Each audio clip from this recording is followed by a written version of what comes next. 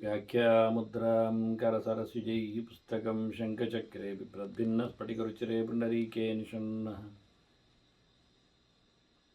अम्लानश्रीरमृतविशदैरंशविप्लावयन् मामाविर्भूयादनगमहिमा मानसे वागधीशः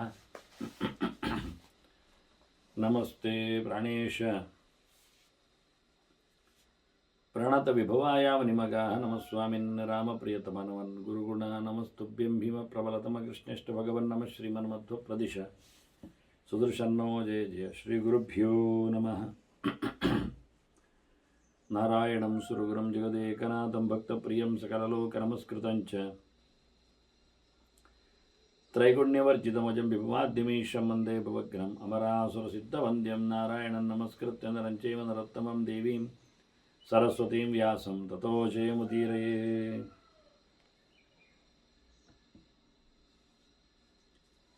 ವೇದವ್ಯಾಸುರ ಮಹಾಭಾರತದ ಚಿಂತಕರಿಗೆ ವಂದನೆಗಳು. ಶಾಂತಿ ಪರ್ವದ 492ನೆಯ ಪ್ರವಚನ. ಅದಾಗಲೇ ನಾರದರು ಶ್ವೇತದ್ವೀಪದಲ್ಲಿ ನಾರಾಯಣನ ದರ್ಶನ ಮಾಡಿದ್ದಾರೆ.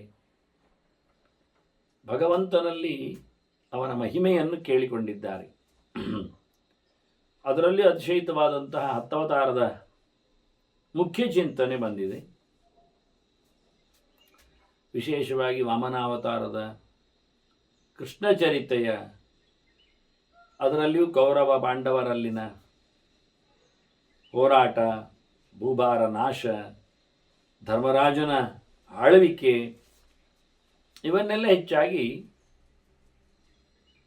ನಾರದರಿಗೆ ಭಗವಂತ ತಿಳಿಸಿದ್ದಾನೆ ಅಂತ ಭೀಷ್ಮರು ಹೇಳುತ್ತಾ ಇದ್ದಾರೆ. ಭೀಷ್ಮರು ಹೇಳುವುದನ್ನು ಧರ್ಮರಾಜನೇ ಸ್ವಯಂ ಕೇಳುತ್ತಾ ಇದ್ದಾನೆ. ಕೃಷ್ಣನು ಅಲ್ಲಿದ್ದಾನೆ. ಅವನ ಚರಿತೆಯನ್ನು ಹೇಳುವಾಗ ಭಗವಂತನೇ ತನ್ನ ಅವತಾರಗಳ ಬಗ್ಗೆ ಮಾತಾಡುತ್ತಾ ಕೊನೆಗೆ ಬುದ್ಧಾವತಾರದ ಬಗ್ಗೆ, ಕಲ್ಕಿಯವತಾರದ ಬಗ್ಗೆಯೂ ಸಹ ತಿಳಿಸ್ತಾನೆ. ನಾನು ಮತ್ತೆ ಬುದ್ಧನಾಗಿ ಬರ್ತೇನೆ ಅಂತ ಭಗವಂತ ಅಲ್ಲಿ ಹೇಳ್ತಾ ಇದ್ದಾನೆ. ಸುಮಾರಾಗಿ ಕೆಲವು ಮಾತುಗಳೆಲ್ಲ ಭವಿಷ್ಯ ಕಾಲವನ್ನು ಗಮನಿಸ್ತದೆ, ಕೆಲವು ಭೂತಕಾಲಗಳನ್ನು ತಿಳಿಸ್ತದೆ. ಹಾಗಾಗಿ ಇದು ಯಾವತ್ತು ಕ್ರಿಯೆಗಳು ಆಗ್ತಾ ಇರುವುದರಿಂದ ಈ ಕ್ರಿಯಾಪದಗಳಲ್ಲಿರತಕ್ಕಂತಹ ಕಾಲಕ್ಕೆ ಅರ್ಥ ಇಲ್ಲ ಅಂತ ಹೇಳ್ತಾನೆ. ಚಕ್ರವತ್ ಪರಿವರ್ತೇ ಇರುವ ಅಂತ ಹೇಳಿಕೊಂಡು ಹೇಳುವ ನಮೂನೆ.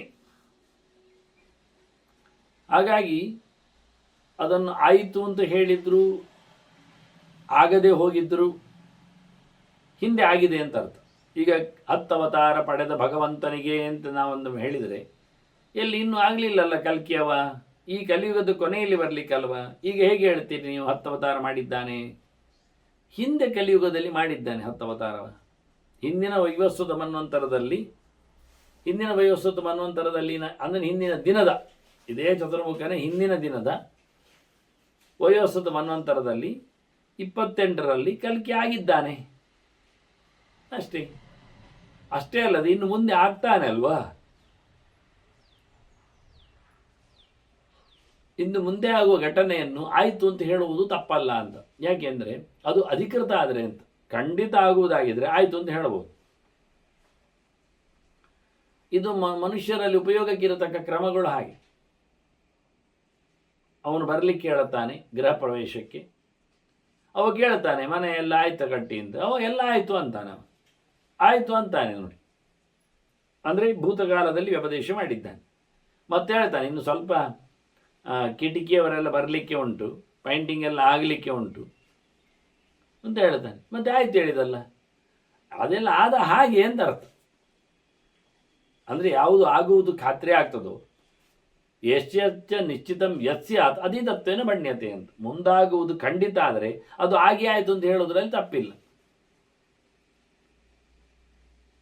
ಪರೀಕ್ಷೆ ಇನ್ನು ಬರಬೇಕಷ್ಟೇ, ಆದರೆ ಇನ್ನೆಂಥ ಪರೀಕ್ಷೆ ಆಗಿ ಆಯಿತು ಮತ್ತೆ ರಜೆ ಅಂತ ಹೇಳ್ತಾರೆ. ಎಲ್ಲಿ ಪರೀಕ್ಷೆ ಆಗಲಿಲ್ಲ, ಶಾಲೆಯಲ್ಲಿ ಹೇಳುವ ಪ್ರಕಾರಗಳು ಇದೆಲ್ಲ ಕಡೆಯಲ್ಲಿ ಮಾತುಗಳು ಇದೇ ರೀತಿಯಾಗಿರ್ತದೆ. ಅದರಂತೆ ಇಲ್ಲಿ ಕೆಲವು ಅವತಾರಗಳ ಬಗ್ಗೆ ಆಯಿತು ಅಂತ ಹೇಳುವಂಥದ್ದು ಆಗದೇ ಇದ್ದರೂ ಒಂದೊಮ್ಮೆ ಅದು ಹಿಂದೊಮ್ಮೆ ಆಗಿದೆ ಅಂತ ಲೆಕ್ಕ ಮಾಡಲಿಕ್ಕೂ ಆಗ್ತದೆ, ಮುಂದೆ ಆಗುವುದು ಖಾತ್ರಿ ಎನ್ನುವ ಅರ್ಥದಲ್ಲಿಯೂ ಆಗ್ತದೆ. ಮತ್ತು ಇದನ್ನು ಯಾಕೆ ಬದಲಾಯಿಸಿ ಎಲ್ಲ ಹೇಳ್ತಾರೆ ಅಂದರೆ ಅದು ಸಾರ್ವಕಾಲಿಕವಾಗಿ ಇದು ನಡೀತಾ ಇರುವಂಥದ್ದು ವಿಷಯ ಅಂತ ಗೊತ್ತಾಗಲಿಕ್ಕೆ ಅಂತ.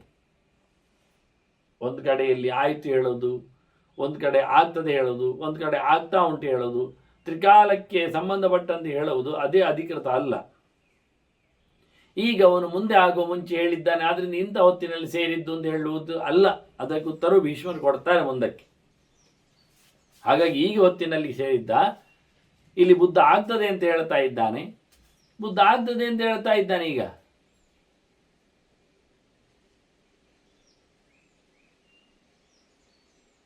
ಕೃಷ್ಣನ ಬಗ್ಗೆ ಆಯಿತು ಅಂತ ತಿಳಿಸಿದ್ದಾನೆ,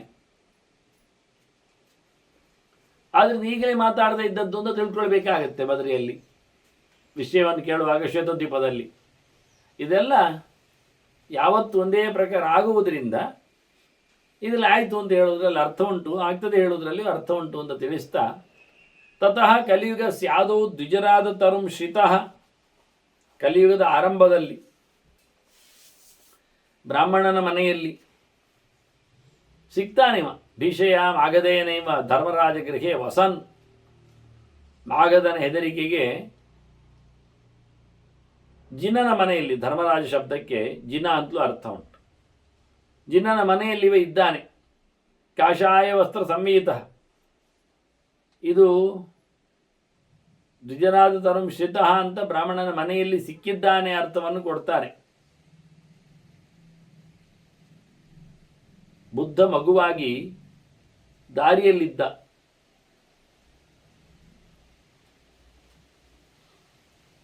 ಅವನನ್ನು ಶುದ್ಧೋಧನ ತನ್ನ ಮಗು ಅಂತ ಹೇಳಿ ಡಿಕ್ಲೇರ್ ಮಾಡಿತ್ತು. ಹಾಗಾಗಿ ಇವನು ಅವರಿಗೆ ಬುದ್ಧನಾಗಿ ನಿಂತಿದ್ದಾನೆ.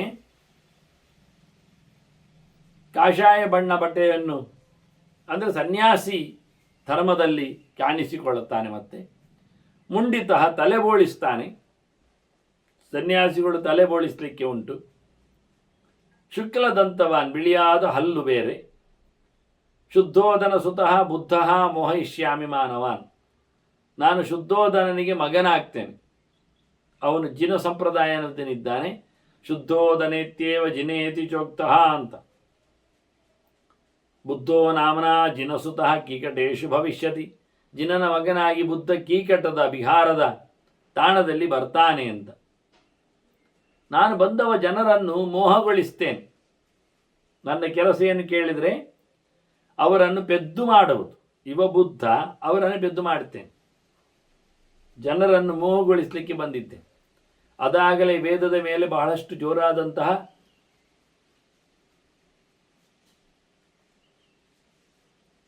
ಪಾಂಡಿತ್ಯ ಚಿಂತನೆ ಎಲ್ಲ ನಿಂತಿದೆ. ಅಯೋಗ್ಯರು ಸಹ ವೇದವನ್ನು ಚೆನ್ನಾಗಿ ಅಭ್ಯಾಸ ಮಾಡ್ತಾ ಇದ್ದಾರೆ. ಹಾಗಾಗಿ ಅವರಿಗೆಲ್ಲ ಇದನ್ನು ತಪ್ಪಿಸಿಕೊಡಬೇಕಾದರೆ ವೇದವೇ ಸರಿ ಇಲ್ಲ, ವೇದವೇ ತಪ್ಪು, ವೇದಕ್ಕೆ ಬೆಲೆ ಇಲ್ಲ ಅಂತ ಹೇಳಿಕೊಂಡು ಹೇಳುವವರು ಬರಬೇಕು. ಹೀಗೆ ಸಾಮಾಜಿಕವಾಗಿಯೂ ಹಿಂಸೆಗಳಿಗೆಲ್ಲ ಒಂದು ನೋವನ್ನು ನಿಲ್ಲಿಸುವ ಕ್ರಮ ಏನು ನೆಲೆಯಲ್ಲಿ ವೇದ ಪ್ರಾಣಿ ಬಲಿಯನ್ನು ಹೇಳುತ್ತದೆ, ಯಜ್ಞಯಾಗಗಳನ್ನು ಇಂಟ್ರೊಡ್ಯೂಸ್ ಮಾಡುತ್ತದೆ. ಹಾಗಾಗಿ ಅದು ಹೇಳುವುದು ಸರಿ ಇಲ್ಲ ಅಂತೇಳಿ ಯಜ್ಞ ವಿರೋಧಿಯಾದ ಚಿಂತನೆ. ಅದರಲ್ಲಿ ವೇದ ವಿರೋಧಿಯಾದ ಚಿಂತನೆಯಲ್ಲಿ ವೇದವನ್ನು ಉಪಯೋಗಿಸಿಕೊಳ್ಳಿಕ್ಕೆ ಇಲ್ಲದಾಗಿ ವೇದಕ್ಕೆ ವಿರೋಧಿ. ಟ್ರೆಡಿಷನ್ಸ್ ಮಾತ್ರ ಅಲ್ಲ. ಹೀಗಾಗಿ ಜನರನ್ನು ಇವ ಮೋಹಗೊಳಿಸಿದ, ತನ್ನನ್ನು ಮಗು ಮಾಡಿಕೊಂಡಿದ್ದಾರೆ. ಅಲ್ಲಿಯೇ ಅವನ ಮೇಲೆ ವಿಶ್ವಾಸ ಬರಲಿಕ್ಕೋಸ್ಕರ ಎಲ್ಲ ದೇವತೆಗಳ ಆಯುಧವನ್ನು ಎಸೆಯುವಂತೆ ಮಾಡಿ ಅದನ್ನೆಲ್ಲ ನುಂಗಿ ಹಾಕಿದ್ದಾನೆ. ಮತ್ತೆ ಕೇವಲ ನಾರಾಯಣನ ಅಸ್ತ್ರವನ್ನು ತನ್ನ ಆಸನವನ್ನಾಗಿಸಿಕೊಂಡು ಚಕ್ರವನ್ನು ಅಡಿ ಹಾಕಿಕೊಂಡು ಕೂತ್ಬಿಟ್ಟಿದ್ದಾನೆ. ಹಾಗಾಗಿ ಉಳಿದವರಿಗೆಲ್ಲ ಇವನು ಭಾರಿ ದೊಡ್ಡ ಜನ ಆಗಿಬಿಟ್ಟ. ಅವನು ಹೇಳಿದ್ದು ಕೇಳಲು ಶುರು ಮಾಡಿದ್ದಾನೆ. ಆ ರೀತಿಯಾಗಿ ಬದಲಾವಣೆಯನ್ನು ನಡೆಸಿಕೊಟ್ಟ, ಮೋಹವನ್ನು ಗೊಳಿಸಿದ ಅವತಾರ ಬುದ್ಧ. ಕೊನೆಗೆ ಜನರು ಎಷ್ಟು ಹೆಚ್ಚು ಕಡಿಮೆ ಆಗ್ತಾರೆ ಅಂದರೆ ಒಳ್ಳೆಯವರೇ ಕಡಿಮೆ ಆಗ್ತಾರೆ. ಕೆಟ್ಟವರು ಒಳ್ಳೆಯವರಾಗ್ತಾರೆ, ಅಂದರೆ ಒಳ್ಳೆಯವರಾಗಿ ವೇಷ ಆಗ್ತಾರೆ ಅಂತ. ಅದಕ್ಕೆ ಅನುಗುಣವಾದ ಟ್ರೆಡಿಷನ್ಸ್ಗಳನ್ನು ನಡೆಸಿಕೊಡ್ತಾರೆ. ಇವತ್ತು ಹಾಗೆ, ಇವತ್ತು ಇತರರು ಉಪವಾಸ ಮಾಡುತ್ತಾರೆ. ಯಾರು ಅಧಿಕಾರಿಗಳಿದ್ದಾರೆ, ಯಾರು ಮಾಡಲು ಸಮರ್ಥರಿರ್ತಾರೆ, ಅವರು ಮಾಡುವುದಿಲ್ಲ ಉಪವಾಸ. ಅಸಂಸ್ಕೃತರು, ಯೋಗ್ಯವಾದಂತಹ ವಂಶತನದಲ್ಲಿ ಬಾರದೇ ಇದ್ದವರು, ಅವರು ಶುದ್ಧ ದೀಕ್ಷಿತರಾಗಿ ಉಪವಾಸ ಮಾಡ್ತಾರೆ, ಬೆಳಿಗ್ಗೆ ಬೇಗ ಹೇಳುತ್ತಾರೆ. ನೋಡಿ, ಇವತ್ತು ನನಗೆ ಬಹಳಷ್ಟು ವಿಷಯದಲ್ಲಿ ಬೇಸರವೇ ಇಲ್ಲ ಆಗುವುದು. ಯಾಕೆ ಅಂದರೆ ಇದನ್ನೆಲ್ಲ ನೋಡಿಕೊಂಡಾಗ ಬೆಳಿಗ್ಗೆ ಬೇಗ ಹೇಳಲಿಕ್ಕುಂಟು ಅಂತ ಉಂಟು. ಬೇಗ ಅಂದರೆ ಸೂರ್ಯೋದಯಕ್ಕಿಂತ ಮೊದಲೊಂದು ಇಟ್ಟುಕೊಳ್ಳಿ ಸಾಕು, ಅಷ್ಟ.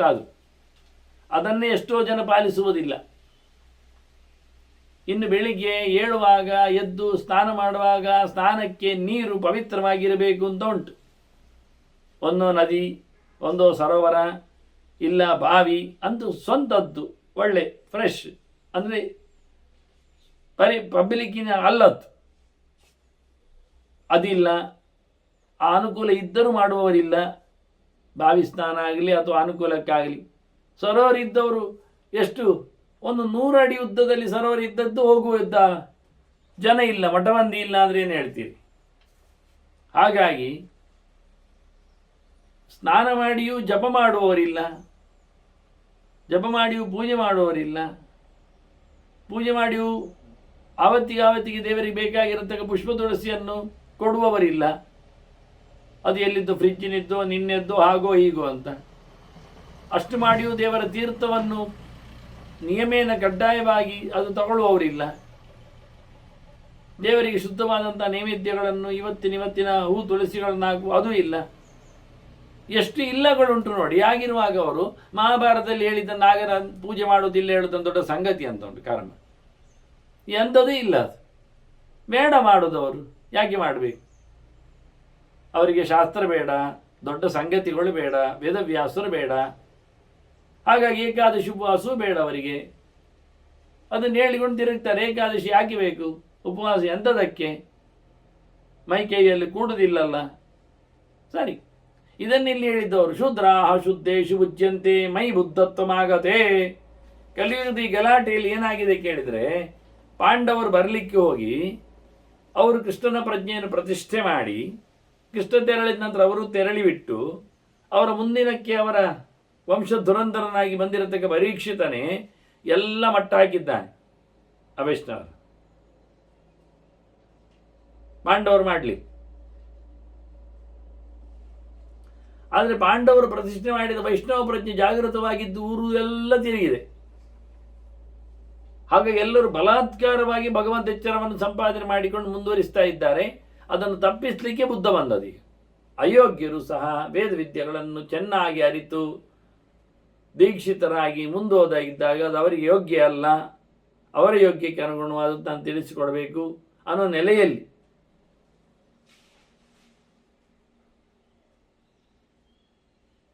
ತಪ್ಪು ಮಾಡಿದ್ದ ಅವರನ್ನು ತಪ್ಪು ಮಾಡಲಿಕ್ಕೋಸ್ಕರ ಬುದ್ಧನಾಗಿ ಭಗವಂತ ಮೋಹಗೊಳಿಸಲು ಬಂದ. ಪಾಂಡವರ ಆಡಳಿತೆಯಲ್ಲಿ ಎಲ್ಲರೂ ವಿಷ್ಣು ಪರವಾಗಿ ನಿಂತರೆ, ಅಯೋಗ್ಯರು ನಿಂತರೆ ಅವರನ್ನು ತಪ್ಪಿಸಲಿಕ್ಕೆ ವೇದ ಸುಳ್ಳು ಅಂತ ಮಾಡ್ತಾ ಇವ ಅವೈದಿಕ ಕರ್ಮಗಳನ್ನು ಇಂಟ್ರಡ್ಯೂಸ್ ಮಾಡಿಕೊಳ್ಳುವ ಮೂಲಕ ಮುಖ್ಯವಾಗಿ ಬುದ್ಧ ಎಲ್ಲರನ್ನು ಮೋಹ ಮಾಡಿದ್ದ. ಲೋಕದಲ್ಲಿ ಕೆಟ್ಟವರೇ ಒಳ್ಳೆಯ ಆಚಾರಗಳನ್ನು ಮಾಡುತ್ತಾರೆ, ಒಳ್ಳೆಯವರು ಎಲ್ಲ ಆಚಾರವನ್ನು ಬಿಟ್ಟು ಕೆಟ್ಟವರಂತೆ ಇರ್ತಾರೆ, ಅಸಂಸ್ಕೃತರಂತೆ ಇರ್ತಾರೆ. ಅಂತಹ ಸಮಯವೇ ಅದು ಬುದ್ಧನ ಸಮಯ. ಭವಿಷ್ಯಂತಿ ಜನ ಸರ್ವೇ ಬುದ್ಧ ಕಾಷಾಯ ಸಂವೃತ. ಇನ್ನೂ ಗಮ್ಮತ್ತು ಹೇಳಿದರೆ ಎಲ್ಲ ಜನ ಹೆಚ್ಚಾಗಿ ಇದು ಬಟ್ಟೆಯನ್ನು ಉಡುತ್ತಾರೆ, ಕಾಷಾಯ ಬಟ್ಟೆ. ಅತ್ತ ಕೇಸರಿ ಅಲ್ಲ, ಅತ್ತ ಹಳದಿ ಅಲ್ಲ, ಅತ್ತ ಕೆಂಪು ಅಲ್ಲ, ಆ ಕಲರ್ನಲ್ಲಿ ಅದು ಕಾವಿ ಹಾಕಲಿಕ್ಕೆ ಬಟ್ಟೆ, ಸ್ವಾಮಿಗಳು ಉತ್ತುವ, ಸನ್ಯಾಸಿಗಳು ಉಡುವ ಬಟ್ಟೆ ಅಂತ ಆ ನಮನೆ. ಹೀಗೆ ಎಲ್ಲರೂ ಅಂಥದ್ದೇ ಕಾಷಾಯ ಬಟ್ಟೆ ಉಡುವುದು, ಅದು ಫ್ಯಾಷನ್ ಆಗಿಬಿಡ್ತದೆ. ಬಿಳಿ ಇಲ್ಲ, ಶುದ್ಧ ಇಲ್ಲ. ಎಲ್ಲರೂ ಇದನ್ನು ಉಪಯೋಗಿಸಿಕೊಳ್ಳಿಕ್ಕೆ ನೋಡುತ್ತಾರೆ.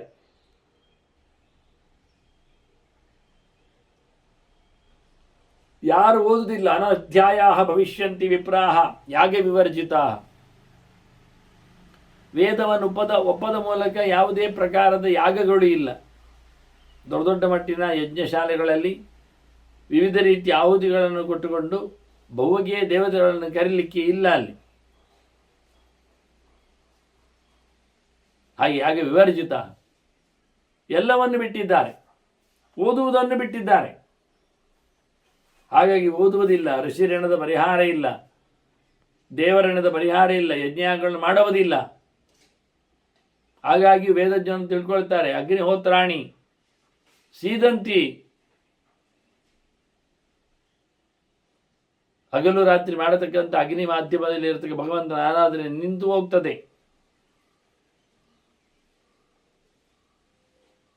ಈ ರೀತಿಯಾಗಿ ಎಲ್ಲವೂ ಸಹ ಹಾಳು ಮಟ್ಟದಲ್ಲಿ ಬರ್ತದೆ. ಗುರುಪೂಜಾಚ ನಶ್ಯತೆ, ಹಿರಿಯರ ಮೇಲೆ ಗೌರವವೇ ಇಲ್ಲ, ಹೇಳಿದ್ದು ಕೇಳುವುದೇ ಇಲ್ಲ. ತಂದೆ ಹೇಳಿದ್ದು ಕೇಳುವುದಿಲ್ಲ, ತಾಯಿ ಹೇಳಿದ್ದು ಕೇಳುವುದಿಲ್ಲ.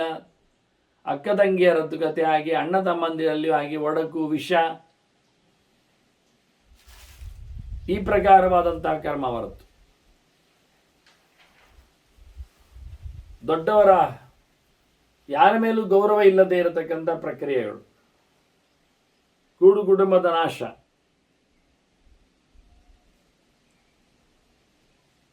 ಕೇವಲ ಸ್ವಾರ್ಥಪರರಾಗಿ ನಿಲ್ತಾರೆ. ವರ್ತಂತೆ ಹಿಪಿ ಅಧಮೋತ್ತಮ, ಮೇಲೆ ಕೆಳಗೆ, ಕೆಳಗೆ ಮೇಲೆ, ಯಾರಿಗೆ ಯಾರು ಗೌರವ ಕೊಡುವುದಂತ ಪ್ರಶ್ನೆ ಇಲ್ಲ. ಎಲ್ಲ ಸ್ಪರ್ಧಾತ್ಮಕವಾಗಿ ನಡೀತದೆ. ಈ ಪ್ರಕಾರವಾದಂತಹ ಲಕ್ಷಣಗಳು ಶ್ರುತಿಸ್ಮೃತಿ ವಿವರ್ಜಿತಂ, ಯಾವುದೇ ವೇದ ಪ್ರವಚನದ ಪರಂಪರೆಯ ಮಾತುಗಳು ಇಲ್ಲ. ಶ್ರುತಿಗಳದ್ದೇ ಹೆಚ್ಚು ಮಾತುಗಳು. ಅದರಲ್ಲಿಯೂ ಸ್ಮೃತಿಯಾದರೆ ಒಳ್ಳೆಯದು. ಅದು ಅಲ್ಲ, ಕೆಲವೊಮ್ಮೆ ತಾವು ಕೇಳಿದ್ದು ತಾನು ನೆನಪಿಸಿದ್ದೆಲ್ಲ ಹೇಳಿಬಿಡ್ತಾರೆ. ಕೊನೆಗೆ ಹಾಗೆ ಹೇಳ್ತಾರೆ, ಇದು ಅಜ್ಜ ಹೇಳಿದ್ದು, ಇದು ಮೊಮ್ಮಗ ಹೇಳಿದ್ದು. ಹೀಗೆ ಯಾರ್ಯಾರದು ವಾಕ್ಯಗಳಿಗೆ ಪ್ರಾಮಾಣ್ಯ ಹೇಳ್ತಾರೆ, ವೇದವ್ಯಾಸರದಲ್ಲ ಅನ್ನೋ ನೆಲೆಯಲ್ಲಿ ಅವರೆಷ್ಟೆಲ್ಲ ವಿಭಾಗ ಮಾಡಿಕೊಟ್ಟಿದ್ದಾರೆ ಅನ್ನೋ ನೆನಪಿನಲ್ಲಿ ಈ ಮಾತಿರುವಂಥದ್ದು. ಮತ್ತೆ ಅಶುದ್ಧೋ ಧರ್ಮ ಸಂಕರಃ, ಪ್ರತಿಯೊಬ್ಬರು ಹಾಳಾಗ್ತಾರೆ, ತಮ್ಮ ಜಾತಿಯನ್ನು ಹಾಳುಗೊಳಿಸ್ತಾರೆ. ಒಟ್ಟಾರೆ ಸಾಂಕರ ಧರ್ಮ, ಯಾರು ಏನು ಮಾಡೋದು ಹೇಗೆ ಏನು ಅಂತ ಗೊತ್ತಿಲ್ಲ. ಅವ್ರು ಮಾಡಿದ್ದನ್ನು ಇವ್ರು ನೋಡಿ ಮಾಡೋದು, ಕೆಲವರು ಬಿಟ್ಟು ಹಾಕುವುದು, ಕೆಲವರಿಗೆ ಕಾಣುವುದಿಲ್ಲ, ಕೆಲವರು ಅರ್ಥ ಆಗುವುದಿಲ್ಲ, ಸೋಲ್ತಾರೆ. ಅಂಥ ಸಂದರ್ಭದಲ್ಲಿ ಬಿಟ್ಟಿರುವುದು.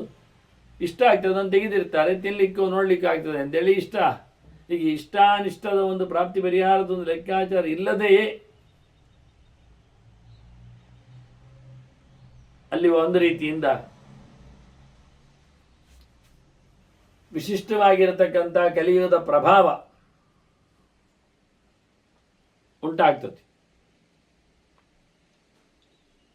ಮತ್ತೆ ನ್ಯಾಯವೇ ಇಲ್ಲ. ಧರ್ಮಸಂಕರ ಮಾತ್ರ ಅಲ್ಲ, ಅಶುದ್ಧರಾಗ್ತಾರೆ, ಒಬ್ಬರಿಗೊಬ್ಬರ ಸಂಪರ್ಕದಿಂದ ದೋಷ ಬರ್ತದೆ, ಧರ್ಮ ಹಾಳಾಗ್ತದೆ. ಅಷ್ಟೇ ಅಲ್ಲದೆ ನ್ಯಾಯಚ್ಛಲ ವಿಭಾಷಿಣಃ,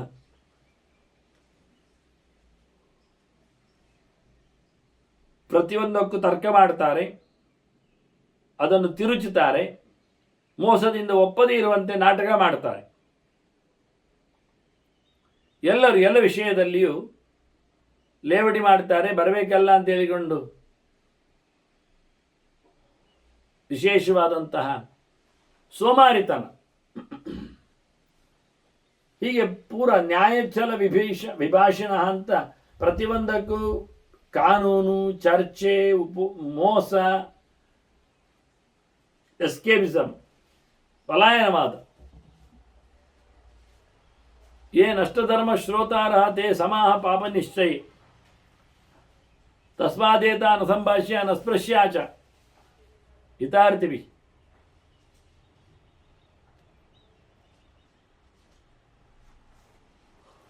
ಯಾರು ಚೆನ್ನಾಗಿ ಶಾಸ್ತ್ರವನ್ನು ತಿಳ್ಕೊಳ್ಳಿಲ್ಲ, ಕೇಳಲಿಲ್ಲ, ಆಚರಣೆ ಚೆನ್ನಾಗಿ ನಡೆಸುವುದಿಲ್ಲ, ತಪ್ಪು ಮಾಡ್ತಾರೆ, ಬಿಟ್ಟೇ ಬಿಟ್ಟಿದ್ದಾರೆ, ಇಂಥವರ ಜೊತೆಯಲ್ಲಿ ನಾವು ಸೇರಬಾರ್ದು, ಅವರು ಪಾಪಿಗಳು ಅಂತ ಅರ್ಥ. ರಿಚುವಲ್ಸ್ಗಳನ್ನು, ಧರ್ಮ ಕರ್ಮಗಳನ್ನು, ದೈವಿಕವಾದ ಆಚರಣೆಗಳನ್ನು, ಅಧ್ಯಾತ್ಮಗಳನ್ನೆಲ್ಲ ತಿಳಿಯದವ ದೊಡ್ಡ ಸಂಗತಿಯಲ್ಲ. ತಿಳಿದಿಲ್ಲ ಎನ್ನುವುದು ದೊಡ್ಡ ಸಂಗತಿ ಅಲ್ಲ. ಅವನು ಮಹಾಪಾಪಿ ಇರ್ತಾನೆ, ಕೆಟ್ಟವೇ ಇರ್ತಾನೆ. ಉದ್ದೇಶಪೂರ್ವ ಕೇಳುವುದಿಲ್ಲವ, ಹೇಳಿಕೊಟ್ಟದ್ದನ್ನು ಮರೆತು ಬಿಡ್ತಾನೆ, ನಡೆಸಿಕೊಡುವುದಿಲ್ಲ. ಧರ್ಮ ಶಾಸ್ತ್ರ ಅನಿಸಿಕೊಂಡ ಭಾರತದಲ್ಲಿ ಬಂದದ್ದನ್ನು ಕೇಳುವುದಿಲ್ಲ, ನಡೆಸುವುದಿಲ್ಲ. ಇತರ ಶಾಸ್ತ್ರಗಳನ್ನು ನಂತೇನು ಹೇಳಿಕೊಂಡು ನಡೆಸಲಿಕ್ಕೆ ಹೋಗ್ತಾರೆ. ಇಂಥ ಪಾಪಿಗಳು ಅವರ ಜೊತೆಯಲ್ಲಿ ಬದುಕಬಾರ್ದು ಅಂತ. ತಸ್ಮಾದೇತ ನ ಸಂಭಾಷ್ಯ ನ ಸ್ಪರ್ಶ್ಯಾಚ. ಅಂಥವರ ಬಳಿ ಹೋಗುವುದು ಇರಲಿ, ಮಾತುಕತೆ ಇರಲಿ, ಯಾವುದೂ ಸಮಯ ಇಲ್ಲ. ಸಂಘದೋಷ ಬರ್ತದೆ, ಹಾಳಾಗ್ತಾನೆ ಅಂತ. ಇದು ಬುದ್ಧನ ಪ್ರಭಾವದ ಕಥೆ. ಆದರೆ ಕಲಿಯುಗದಲ್ಲಿ ಬಂದಾಗ ಕಲಿ ಸಹಸ್ರಾಂತಿ, ಮತ್ತೆ ಸಾವಿರಾರು ವರ್ಷಗಳ ನಂತರದಲ್ಲಿ ಯುಗದ ಕಡೆಗೆ ಯುಗ ಮುಗಿಬೇಕು. ಇವತ್ತಿನ ಯುಗ ಮುಗಿಲಿಕ್ಕಿರುವಂಥದ್ದು ಇನ್ನು ಹತ್ತಿರ 20-22 ಸಾವಿರ ದಿನಗಳಿಷ್ಟಿವೆ. ಆ ಹೊತ್ತಿನಲ್ಲಿ ಬ್ರಾಹ್ಮಣೋ ಹರಿಪಿಂಗಳ ಕಲ್ಕಿ ವಿಷ್ಣು ಯಶಃ ಪುತ್ರ ಯಾಜ್ಞವಲ್ಕ್ಯ ಪುರೋಹಿತ. ಯಾಜ್ಞವಲ್ಕ್ಯರ ಪೌರೋಹಿತ್ಯದಲ್ಲಿ ಒಬ್ಬ ಹುಡುಗ, ಅವನ ಹೆಸರು ವಿಷ್ಣು ಯಶಸ್ಸು ಅಂತ ಹೇಳಿ, ವಿಷ್ಣು ಯಶಸ್ಸಿನ ಮಗ ಶಂಬಳ ಗ್ರಾಮದಲ್ಲಿ ಬಣ್ಣದ ವೇಷದಲ್ಲಿ ಸಿಗ್ತಾನೆ. ಕೆಂಚು ಜಡೆಯವ, ವಾಸ್ತವವಾಗಿ ಅವನೇ ಕಲ್ಕಿ.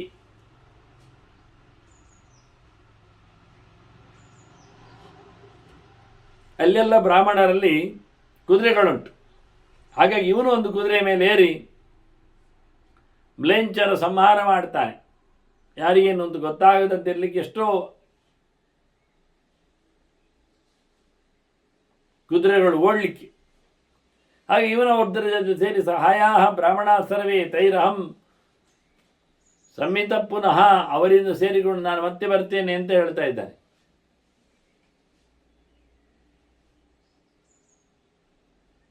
ಇವನ ಪಡೆಗಳಿಗಿಂತ ಮುಖ್ಯವಾಗಿ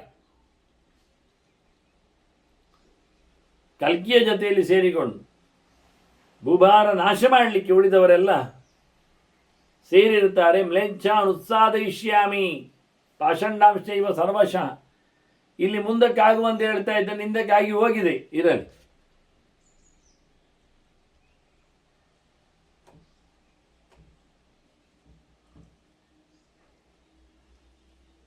ದುಷ್ಟರು ಯಾರಿದ್ದಾರೆ, ಅಸಂಸ್ಕೃತರು, ಅವರ ಜೊತೆಯಲ್ಲಿ ಮಾತಾಡಬಾರ್ದು ಅಂತ ಹೇಳಿದ್ನಲ್ಲ, ಅವರ ಜೊತೆಯಲ್ಲಿ ವ್ಯವಹಾರವನ್ನು ಮಾಡಲಿಕ್ಕಿಲ್ಲ. ಊಟೋಪಚಾರಗಳಿಗೂ ಅದು ವಿಶೇಷವಾಗಿ ಬಿಟ್ಟುಕೊಟ್ಟಿದೆ. ಹೀಗಾಗಿ ಮ್ಲೇಚ್ಛರು, ಯಾವುದರಲ್ಲಿಯೂ ಸರಿಯಿಲ್ಲದವರು, ಅಸಂಸ್ಕೃತರು, ಅವರನ್ನು ನಾಶ ಮಾಡಲಿಕ್ಕೆ ಜೊತೆಯಲ್ಲಿ ಇನ್ನೂ ಮಂದಿಗಳಿದ್ದಾರೆ. ಧರ್ಮ ಒಪ್ಪದವರು, ಪಾಷಂಡಿಗಳು ಎಲ್ಲಿ ಇರಬಹುದು, ಅವರು ಅಂಥವರನ್ನೆಲ್ಲ ಸಂಹಾರ ಮಾಡ್ತೇನೆ. ಕೊನೆಗೆ ತತಃ ಪಶ್ಚಾತ್ ಭವಿಷ್ಯಾವಿ ಯಜ್ಞೇಷು ತಿರತಃ ಸದಾ. ಮತ್ತೆ ನಿಂತು ಹೋದ ಎಲ್ಲ ಯಜ್ಞ ಪ್ರಕ್ರಿಯೆಗಳನ್ನು ಅವನೇ ಶುರು ಮಾಡ್ತಾನೆ,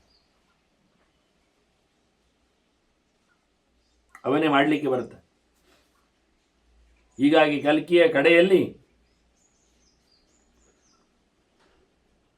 ಕೂಡಲೇ ಸನಕಾದಿಗಳು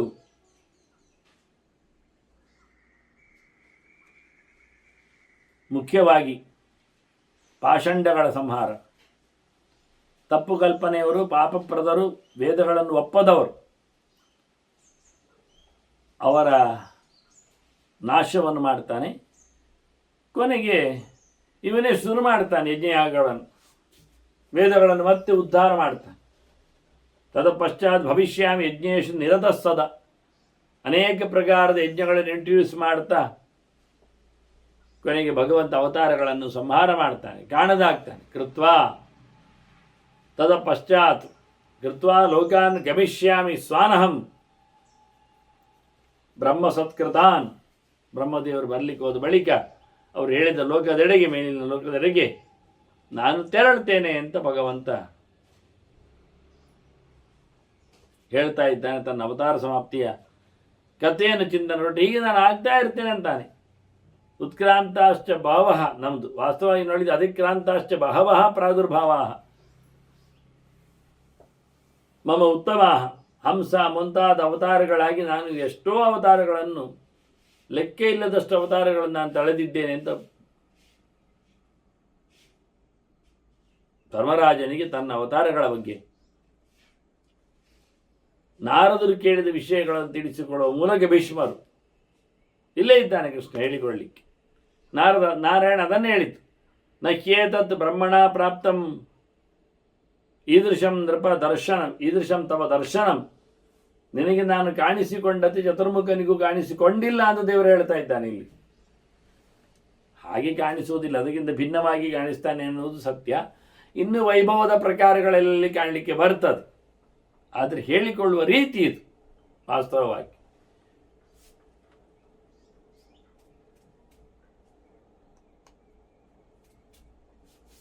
ಬಹಳ ವಿಸ್ತಾರವಾಗಿ ಚಂದವಾದ ಚರಿತೆಯನ್ನು ನಿನಗೆ ನಾನು ತೋರಿಸಿಕೊಟ್ಟಿದ್ದೇನೆ. ಹಾಗಾಗಿ ಇದು ಅತ್ಯಂತ ಪ್ರಶಸ್ತವಾದಂತಹ ಕೆಲವು ಅವತಾರಗಳು. ಅವೆಲ್ಲ ಪುಣ್ಯಪ್ರದವಾದ ಚರಿತ್ರೆಗಳು ವಾಸ್ತವವಾಗಿ.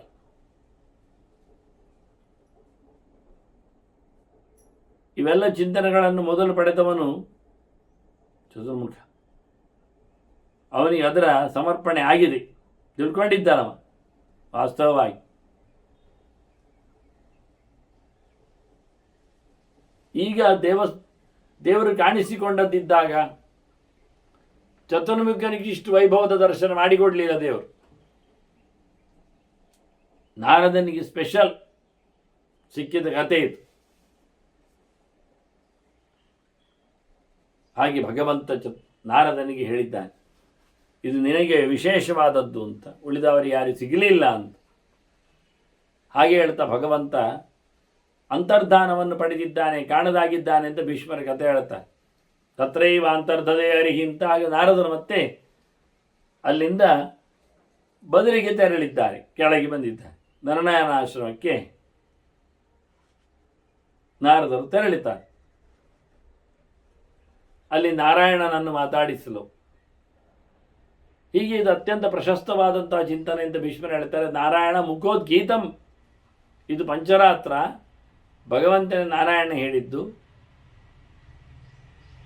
ಇದರಲ್ಲಿ ಈ ಚಿಂತನೆಯಲ್ಲಿ ವಿಶೇಷವಾಗಿ ನಾರಾಯಣನೇ ಹೇಳಿದ, ನಾರಾಯಣ ಮುಖೋದ್ಗೀತ, ನಾರಾಯಣನ ಹೇಳಿರತಕ್ಕಂಥ ಈ ಚಿಂತನೆಗಳು ಇದು ನಾರದ ಕೇಳಿದೆ. ಈಗ ನಾರದೋ ಶ್ರಾವಯತ್ ಪುನಃ, ಮತ್ತೆ ನಾರದ ಅದನ್ನು ಬ್ರಹ್ಮದೇವರ ಸಭೆಯಲ್ಲಿ ಹೇಳಲಿಕ್ಕಿದ್ದಾನೆ. ಬ್ರಹ್ಮಣ ಸದನೆಯ ತಾತ ಯಥಾದೃಷ್ಟ ಯಥಾಶ್ರುತಂ, ತನಗೆ ಸರಿಯಾದಂತಹ ಸ್ವರದಲ್ಲಿ ಭಾರದಲ್ಲಿ ಎರಡೂ ವಿಷಯದಲ್ಲಿ ವಿಶೇಷವಾಗಿ ಇದನ್ನು ಲೋಕದಲ್ಲಿ ತಂದಿದ್ದಾರೆ. ಮುಖ್ಯವಾಗಿ ನಾರದ ಚತುರ್ಮುಖನ ಮನೆಯಲ್ಲಿ, ಅಂದರೆ ಅರಮನೆಯಲ್ಲಿ ಈ ಮಾತನ್ನು ಚಿಂತನೆಯನ್ನು ಕೊಟ್ಟಿದ್ದಾನೆ. ಬ್ರಹ್ಮಣ ಸದನೆಯ ತಾತ. ಆಗ ಧರ್ಮರಾಜನಿಗೆ ಒಂದು ಸಂಶಯ ಬಂತು ಭೀಷ್ಮರಲ್ಲಿ.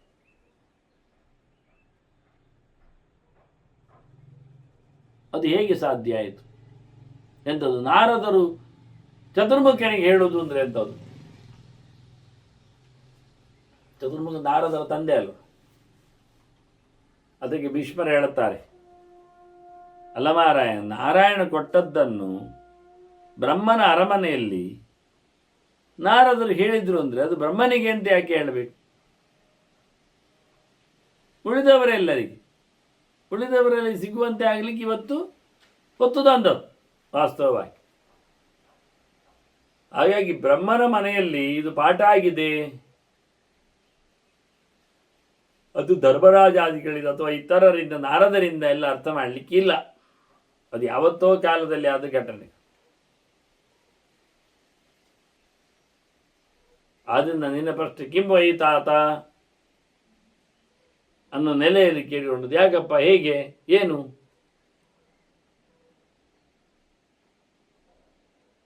ಕಾಣುವುದಿಲ್ಲ ಯಾಕೆ, ಅವರು ಕಾಣ್ತಾ ಇಲ್ಲ ಯಾಕೆ ಎನ್ನುವುದೆಲ್ಲ ಪ್ರಶ್ನೆಗಳಿಗೆ ಉತ್ತರವಾಗಿ ವಾಸ್ತವವಾಗಿ ಭೀಷ್ಮರು ಅದು ಮುಖ್ಯವಾದಂತಹ ಅವನ ಪ್ರಶ್ನೆ. ನಾರದರು ಹೇಳಿದ್ದರಿಂದ ಧರ್ಮರಾಜ ಯಾಕೆ ತಿಳ್ಕೊಳ್ಳಿಲ್ಲ ಅಂತ, ಖಿನ್ನ ಜಾನಾತಿ ಅಂತ ವಾಸ್ತವವಾಗಿ ಪ್ರಶ್ನೆ. ಅದಕ್ಕೆ ಭೀಷ್ಮರು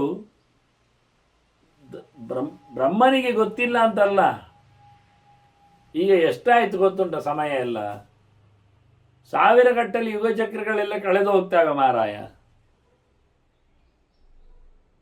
ಯಾವತ್ತಿನ ಬ್ರಹ್ಮ, ಯಾವತ್ತು ಕೇಳುವುದು, ಯಾವತ್ತು ಹೇಳುವುದು, ಯಾರು ಹೇಳುವುದು ಎಲ್ಲ ಯೋಚನೆ ಮಾಡಿಕೊಂಡ್ರೆ ನಮ್ಮ ಲೆಕ್ಕ ಎಲ್ಲಿಂಟು, ಏನುಂಟು?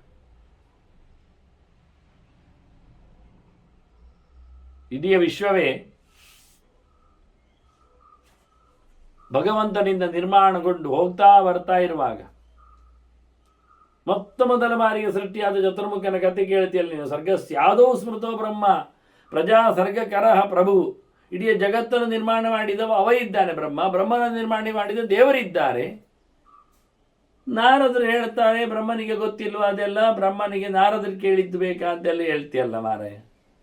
ಯಾವಾಗ ಇದ್ದದ್ದು ನಾರಾಯಣ, ಯಾವಾಗ ಇದ್ದದ್ದು ಬ್ರಹ್ಮದೇವ, ಯಾವಾಗ ಮತ್ತೆ ನಾರದ ಹುಟ್ಟುವಂಥದ್ದು ಕಥೆಯಿಂದ ಎಲ್ಲಿಗೆ? ಮತ್ತೆ ಅವನು ಹೇಳಲಿಲ್ವ ಅಲ್ಲಿ? ಹೇಳಿದ್ದಲ್ಲ ಸತ್ಯಲೋಕದಲ್ಲಿ. ಸರ್ಗಸ್ಯಾದೋ ಸ್ಮೃತೋ ಬ್ರಹ್ಮ ಪ್ರಜಾ ಸರ್ಗಕರ ಪ್ರಭು ಜಾನಾತಿ ದೇವ ಪ್ರಭರಂ ಭೂಯಶ್ಚಾತೋಧಿಕಂದ್ರಪ. ಭೀಷ್ಮರು ಹೇಳ್ತಾರೆ ಧರ್ಮರಾಜನಿಗೆ, ಎಂಥದ್ದು ಮಾರಾಯ, ದೇವರಷ್ಟು ತಿಳಿದು ಬೈದ್ದ ಹೇಳ್ತೀರಿ, ದೇವರು ಎಲ್ಲ ತಿಳಿದವ ಮಾರಾಯ.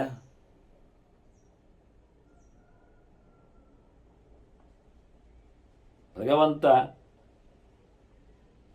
ಅವನ ಸರ್ವಸ್ವ ಚಿಂತನೆಯಲ್ಲಿ ನಿರಂತರ ರತನಾದವ ಇವ. ಹಾಗಾಗಿ ಚತುರ್ಮುಖನಿಂದ ತಿಳಿಯದೇ ಇರತಕ್ಕ ಸಂಗತಿ ಎನ್ನುವುದು ಯಾರಿಗೂ ಮತ್ತೆ ತಿಳಿಯುವುದಿಲ್ಲ ಜೀವಕೋಟಿಯಲ್ಲಿ ಅಂತ ಅರ್ಥ. ಹೊಸತನ್ನು ಯಾರತ್ರ ಎಲ್ಲೂ ಕೇಳ್ತಾನೆ ಇರ್ತಾರೆ ಅವರು ಹೊಸ ಆಯಾಮಗಳಿಂದ. ಚತುರ್ಮುಖನ ತಲೆಗೆ ಭಾರತವನ ಮಕ್ಕಳ ತಲೆಗೆ, ಪ್ರಜಾಪತಿಗಳ ತಲೆಗೆ, ನಾರದರ ತಲೆಗೆ ಬರ್ತದೆ ಅಂತಲ್ಲ.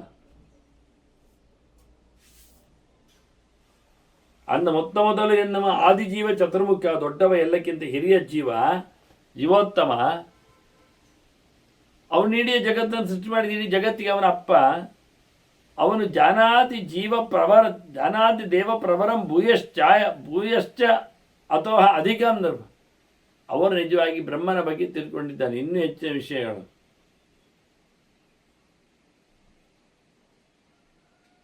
ಈ ರೀತಿಯಾಗಿ ಬ್ರಹ್ಮ ಇದು ಮೊದಲು ಕೇಳಿದ್ದು ಅಂತಲ್ಲ, ಮೊದಲಿಂದಲೂ ಕೇಳ್ತಾ ಇದ್ದವನೇ. ಎಚ್ಚರ ಅವನೇ ಅತ್ಯದ್ಭುತವಾದದ್ದು. ಅಂತಹ ಚತುರ್ಮುಖ ವಿಶೇಷವಾಗಿ ದೇವರನ್ನು ತಿಳ್ಕೊಂಡದ್ರಿಂದ ಅವನು ಕೇಳುವುದಲ್ಲ, ಮತ್ತು ನಾರದರು ಹೇಳುವುದು ಅಲ್ಲಿ ಇದ್ದವರಿಗೆ. ಭಗವಂತನನ್ನು ಅವನು ಅತ್ಯಂತ ಎತ್ತರದಲ್ಲಿ ತಿಳ್ಕೊಂಡಿದ್ದಾನೆ. ಪರಮಾತ್ಮಾನಂ ಈಶಾನಂ ಆತ್ಮನಃ ಪ್ರಭವಂತತ. ತನ್ನ ಸೃಷ್ಟಿ ಮಾಡಿದವನು ವಿಶೇಷವಾಗಿ ಮತ್ತು ಉಳಿದವರನ್ನು ತಂದವನವ. ನನ್ನ ತಪಸ್ಸಿನಲ್ಲಿ ವಿಶೇಷವಾಗಿ ಮೆಚ್ಚಿಕೊಂಡವ.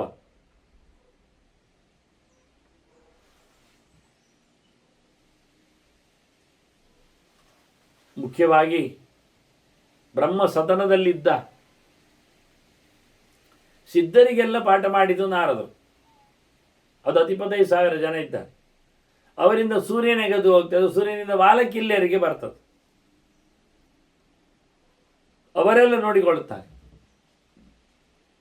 ಅಲ್ಲಿಂದ ಪರ್ವತದಲ್ಲಿರ್ತಕ್ಕ ದೇವತೆಗಳು ಕಲಿತಾರೆ. ಅಲ್ಲಿಂದ ಇತ್ತ ಹಸಿತ ಪಿತೃಗಳಿಗೆ ಹೋಗಿ ಕೂಡ ಮಾಡುತ್ತಾನೆ ಈ ಚಿಂತನೆಗಳನ್ನು. ಹಾಗೆ ನನಗೆ ಸಹ ಚಿಂತನೆಗಳು ಬಂದಿವೆ ನನ್ನ ಅಪ್ಪನಿಂದ ಅಂತಾನೆ ಭೀಷ್ಮ. ಶಂತನು ಹೇಳಿಕೊಟ್ಟಿದ್ದಾನೆ, ನಾನು ನಿನಗೆ ಹೇಳ್ತಾ ಇದ್ದೇನೆ ಅಂತ ಧರ್ಮರಾಜನಿಗೆ. ಇದರ ಪರಂಪರೆಯಲ್ಲಿ ಬರ್ತಾ ಇದೆ ಅಂತ. ಹೇಗಾಗಿ ತನಗೆ ಸಿಕ್ಕಿದರ ಶಂತನುವಿನ ಹೆಸರು, ಶಂತನುವಿನಿಂದ ಕೌರವರಿಗೆ ಅಲ್ಲಿಂದ ಸಂಬಂಧವನ್ನು ಉಲ್ಲೇಖ ಮಾಡಿದರೆ ಅಲ್ಲಿ ಮತ್ತೆ ಪರೀಕ್ಷಿತ ರಾಜ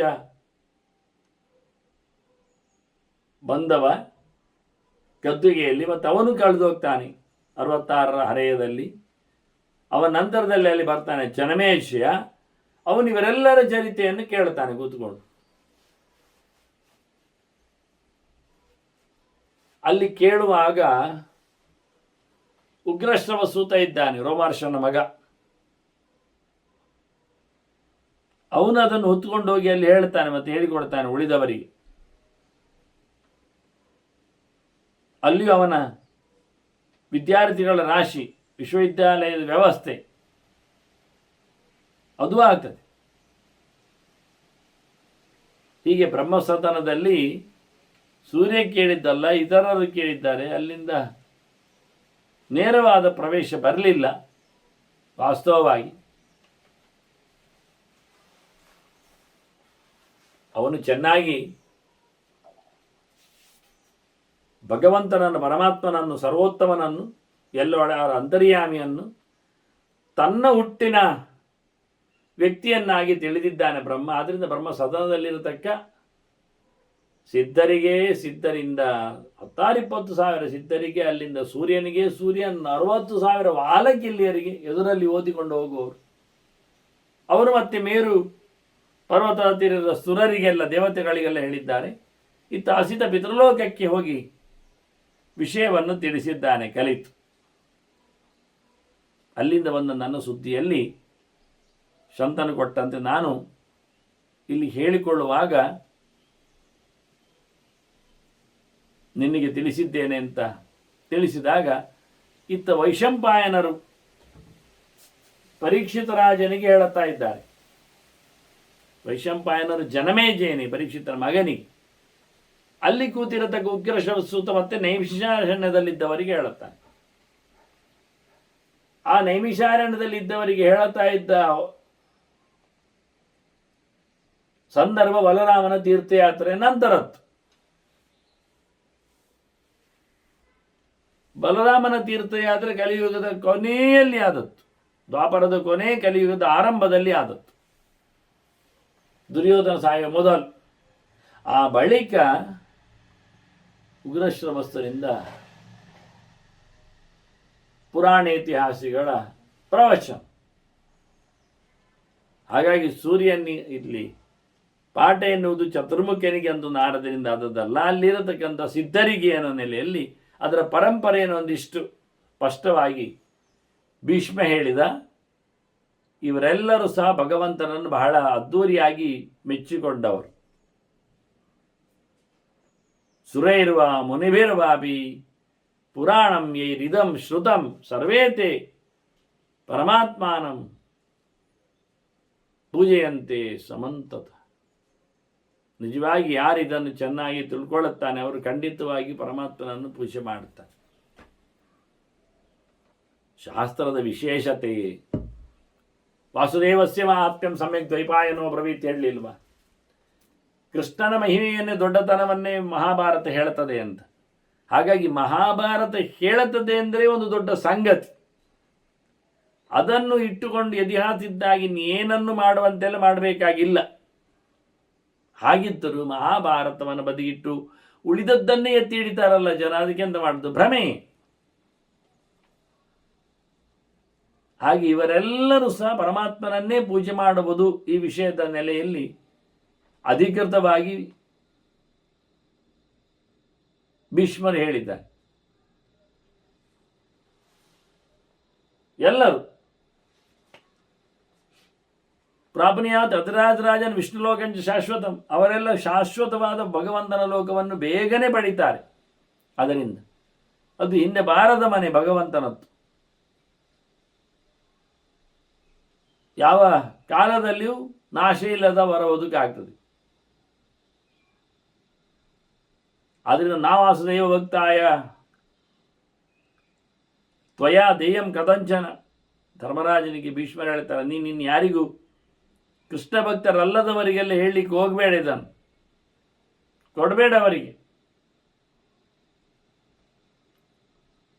ಮನುಷ್ಯ ಬಯಸಿದ್ದನ್ನೆಲ್ಲ ಈ ಚಿಂತನೆಯನ್ನು ಪಡೆಯುವುದರಿಂದ ಪಡಿತಾನೆ. ಪ್ರಾಪ್ನುಯಾತ್ ಅಚಿರಾದ್ ರಾಜನ್ ವಿಷ್ಣುಲೋಕಂಚ ಶಾಶ್ವತಂ ಯದಿ ಶ್ರುತಾನಿ ಸರ್ವಾಣಿ ತೇಷಾಂ ಸಾರೋಯಮುತ್ತ.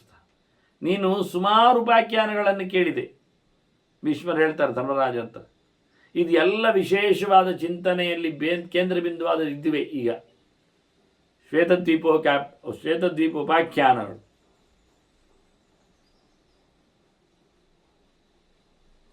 ಇದು ಭಗವಂತನ ವಿಶೇಷವಾದ ಮಹಿಮೆಯನ್ನು ಕೊಂಡಾಡಿದೆ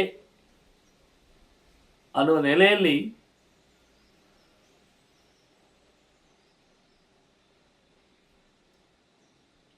ಇದು ಅಮೃತವನ್ನು ಹೆಕ್ಕಿದಂತೆ ಈ ಚಿಂತನೆ ಅನ್ನುವುದು. ಅಂಥವರು ಕೇಳಿದವರು ಪ್ರಾಪ್ಯ ಶ್ವೇತಂ ಮಹಾದ್ವೀಪಂ ಭೂತ್ವ ಚಂದ್ರಪ್ರಭೋ ನರಃ. ಅಂಥವರು ಶ್ವೇತದ್ವೀಪಕ್ಕೆ ಹೋಗ್ತಾರೆ, ಚಂದ್ರಂತ ಪ್ರಭೆಯನ್ನು ಪಡೆದವರಾಗ್ತಾರೆ. ಹಾಗೆ ಸಹಸ್ರಾಜಿಷನ್ ದೇವಂ ಪ್ರವಿಶೇನ್ನಾತ್ರ ಸಂಶಯ. ಅಲ್ಲಿನ ಶ್ವೇತದ್ವೀಪದ ನಾರಾಯಣನನ್ನು ಖಂಡಿತವಾಗಿಯೂ ಪ್ರವೇಶವೂ ಮಾಡ್ತಾರವರು. ನಿತ್ಯ ಕೇಳಿರಬೇಕಿದರ ಸಾಧನೆಗಳ ಕಥೆ ಎಲ್ಲ. ರೋಗ ದೂರನಾಗ್ತಾನೆ, ಜ್ಞಾನವಂತನಾಗ್ತಾನೆ, ಭಗವಂತನಲ್ಲಿ ಭಕ್ತಿ ಮೂಡುತ್ತದೆ. ಇಂಥ ಅನೇಕವಾದ ಪ್ರಯೋಜನಗಳು ಈ ಚಿಂತನೆಯಲ್ಲಿವೆ. ಹೀಗೆ ಭೀಷ್ಮರು ಹೇಳ್ತಾರೆ, ತ್ವಯಾಪಿ ಸತತಂ ರಾಜನ್ ಅಭ್ಯರ್ಚ್ಯ ಪುರುಷೋತ್ತಮ. ಓ ಧರ್ಮರಾಜ, ನೀನು ಪೂಜೆ ಮಾಡಬೇಕು ಪುರುಷೋತ್ತಮನನ್ನು, ನಾರಾಯಣನನ್ನು, ಭಗವಂತನನ್ನು. ಶ್ವೇತದ್ವೀಪಕ್ಕೆ ಹೋಗ್ಲಿಕ್ಕೆ ಆಗ್ತದೆ. ಸಹಿ ಮಾತಾ ಪಿತಾ ಚೈವ ಕ್ರಿಸ್ತಸ್ಯ ಜಗತೋ ಗುರು. ಎಂತ ಹೇಳುದು ನೀನು ದೇವರನ್ನು? ಅವನ ಅಪ್ಪ, ಅವನ ಅಮ್ಮ, ಅವ ಗುರು. ಯಾವ ಪ್ರಕಾರದಲ್ಲಿಯೂ ಭಗವಂತನನ್ನು ನೋಡು ನೀನು.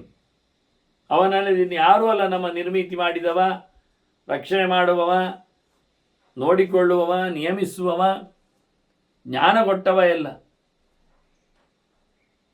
ಅವನು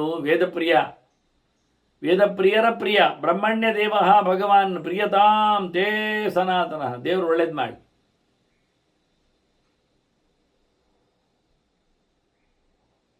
ನಮ್ಮ ಮೇಲೆ ಅನುಗ್ರಹ ಮಾಡಲಿ ದೇವರು. ಅವನು ಇಡೀ ಜಗತ್ತಿನ ಎಲ್ಲವೂ ಆಗಿದ್ದಾನವ.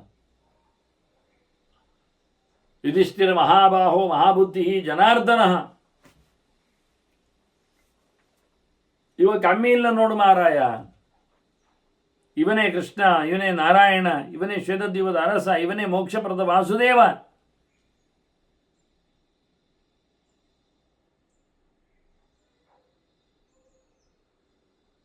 ಎಲ್ಲರಿಗೂ ಪೂಜ್ಯನೇ ಇದ್ದಾನೆ ಭಗವಂತ. ಹೀಗಾಗಿ ಭಗವಂತನ ಉಪಾಸನೆ ಮಾಡುವಂತೆ ಧರ್ಮರಾಜ ಅವನಿಗೆ ಭೀಷ್ಮರು ಕರೆ ಕೊಟ್ಟಿದ್ದಾರೆ. ಹೀಗೆ ಕತೆ ನಡೆದಿದೆ ಎನ್ನುವುದರ ಕತೆ ಚಿಂತನೆ ಮತ್ತೇಲಿ ಬರ್ತದೆ. ಹಾಗೆ ಹೇಳಿದಾಗೆ ವೈಶಂಪಾಯನವರು ಜನಮೇಜೇನೆ ಹೇಳ್ತಾರೆ, ಪಾಂಡವರು ನಾರಾಯಣ ಪರಾಭವನ್ನಂದು ಭಗವಂತನ ಮೇಲೆ ಭಾರಿ ಪ್ರಿಯರಾದ. ಯಾವತ್ತು ಎಲ್ಲಕ್ಕೂ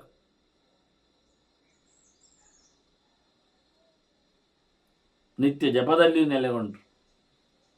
ಕತೆ ಕೇಳುವುದು ಸಮಯವನ್ನು ಹಾಳು ಮಾಡುವುದಲ್ಲ, ಭಗವಂತನ ವಿಶೇಷ ಎಚ್ಚರದಲ್ಲಿ ಜಾಗೃತಿಯನ್ನು ಪಡೆದಿದ್ದಾರೆ. ಹೀಗೆ ನಿತ್ಯ ಜಪವರರಾದಂತಹ, ಅದರಲ್ಲಿಯೂ ನಾರಾಯಣ ಜಪ ಅಂತಾನೆ. ಭಗವಂತನ ನಾರಾಯಣ ನಾಮಕ್ಕೆ ಅತ್ಯಂತ ಪ್ರಶಸ್ತವಾದಂಥ ಸ್ಥಾನಮಾನ ಇದೆ. ಹಾಗಾಗಿ ಪಾಂಡವರು ಮತ್ತೆ ನಾರಾಯಣನ ಚಿಂತನೆಯಲ್ಲಿ ರತರಾಗಿದ್ದರ ಕಥೆಯನ್ನು ಅಲ್ಲಿ ಕೂತ ಜನಮೇಜಯನಿಗೆ ವೈಶಂಪಾಯನರು ಹೇಳುತ್ತಾ ಮುಂದೆ ಶ್ವೇತದ್ವೀಪದಲ್ಲಿಯ ಚರಿತೆಯ ಕಡೆಯನ್ನು ಅವರಿಗೆ ಹೇಗೆ ಆಗಿದೆ ಅಲ್ಲಿ ಹೋಗಿ ಬಂದವರು ವ್ಯವಸ್ಥೆ ಏನು ಅನ್ನೋದರ ಬಗ್ಗೆ ಮತ್ತೆ ಕೆಲವು ಮಾತುಗಳನ್ನು ಚಿಂತನೆಯಲ್ಲಿ ತರ್ತಾರೆ. ಇಂಥ ವಿಶೇಷವಾದ ಸಕಲ ಶಾಸ್ತ್ರದ ಸಾರ ಅನ್ನುವ ನೆಲೆಯಲ್ಲಿ ಇದರ ಒಂದು ರೀತಿಯ ಉಪಸಂಹಾರವನ್ನು ಭೀಷ್ಮರು ಹೇಳಿಕೊಟ್ಟು ಉಪಾಖ್ಯಾನಗಳೆಲ್ಲ ಅತ್ಯಂತ ಪ್ರಶಸ್ತವಾದದ್ದು ಎನ್ನುವ ನೆಲೆಯಲ್ಲಿ ಶರದ್ವೀಪೋಪಾಖ್ಯಾನ, ಇಲ್ಲಿ ನಿರಂತರವಾದ ಮಹಿಮೆ ಭಗವಂತನ ನಾರಾಯಣನ ವಾಸುದೇವನ ಅನುಸಂಧಾನಗಳು, ಸೃಷ್ಟಿಯಾದಿ ಅವನ ಲೀಲೆಗಳ ಬಗ್ಗೆ ಒಂದು ರೀತಿಯ ಸೀಳು ನೋಟ ವಾಸ್ತವವಾಗಿ ಆಗಿದೆ. ಇದರ ನಿರಂತರವಾದ ಚಿಂತನೆ ಹಗುರವಾಗಿ ಯಾವತ್ತು ಎಲ್ಲೆಡೆಯೂ ಆಗುವಂತೆ ಭೀಷ್ಮರ ಒಂದು ಆಶಯ, ಭಗವಂತನ ಒಂದು ಸಂಕಲ್ಪ, ಅದರಂತೆ ಅಲ್ಲಿ ಆಗಿರತಕ್ಕಂಥ ಕೆಲವು ಮುಖಗಳು, ಹೀಗೆ ಇದನ್ನು ಚಿಂತನೆ ನಡೆಸುತ್ತಾ ಪಾಂಡವರು ಸಹ ಈಗ ಆ ಸಾಧನೆಯಲ್ಲಿ ತೊಡಗಿದ್ದಾರೆ ಎನ್ನುವ ಮಾತನ್ನು ಸಹ ಅಲ್ಲಿ ಕಥೆ ಕೇಳುತ್ತಿರುವ ಜನಮೇಜಯನಿ ವೈಶಂಪಾಯನರು ಕ್ಲಬ್ ಮಾಡಿ ಅವರ ಚರಿತ್ರೆ ಏನಾಯಿತು ಎನ್ನುವುದನ್ನು ತೋರಿಸಿಕೊಡ್ತಾ ಮುಂದುವರಿದಿದ್ದಾರೆ.